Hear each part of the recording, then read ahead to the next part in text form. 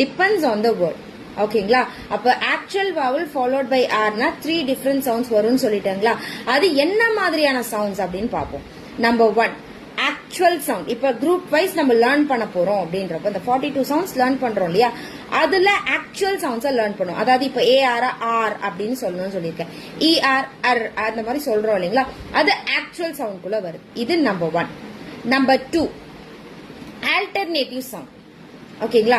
Alternative சவுண்ட்னா என்ன அப்படின்னு பாத்தீங்கன்னா இப்போ வந்துட்டு கண்ட்ரி பேஸ்ட்ல தான் நமக்கு சவுண்ட்ஸ் வரும் அப்படின்னு சொல்லியிருக்கேன். அதாவது ஒரு வேர்டும் ஒரு கண்ட்ரில இருந்து நமக்கு வந்திருக்கு அப்படின்றப்போ ரூல்ஸ் வந்து எங்க இருந்து வந்திருக்கும், அப்போ அதனுடைய ரூல்ஸ் தானே ஃபாலோ பண்ணிருப்போம். இந்த ரூலை ஃபாலோ பண்ணிருக்காது இல்லையா? போனிக்ஸோட ரூலை ஃபாலோ பண்ணிருக்காது இல்லைங்களா? அப்போ அந்த கண்ட்ரில எப்படி அந்த வேர்டை ப்ரொனவுன்ஸ் பண்ணாங்களோ அதே மாதிரி தான் நார்மலி இங்க ப்ரொனவுன்ஸ் பண்ற மாதிரி இருக்கும். சரிங்களா? அந்த ப்ரொனவுன்சியேஷன் அந்த சவுண்ட் தான் ஆக்சன்ட் சவுண்ட்னு சொல்லுவோம். ஓகேங்களா?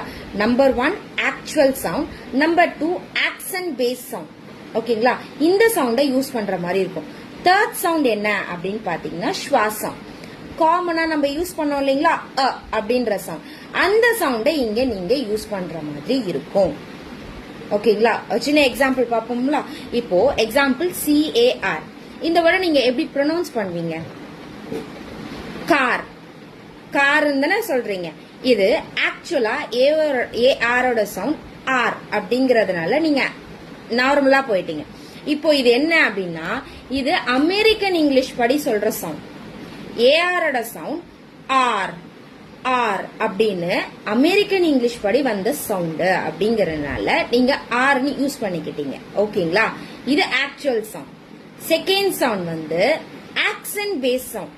இப்போ ஏஆர பிரிட்டிஷ் ஆக்சன்ட் படி நீங்க யூஸ் பண்ணணும் அப்படின்னா சேம் ஆர்னு யூஸ் பண்ண முடியுமானா முடியாது.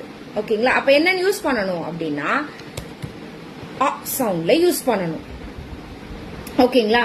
ஏன்னா பிரிட்டிஷ் இங்கிலீஷை பொறுத்த வரைக்கும் ஆரை ஸ்ட்ரெஸ் பண்ண மாட்டாங்க.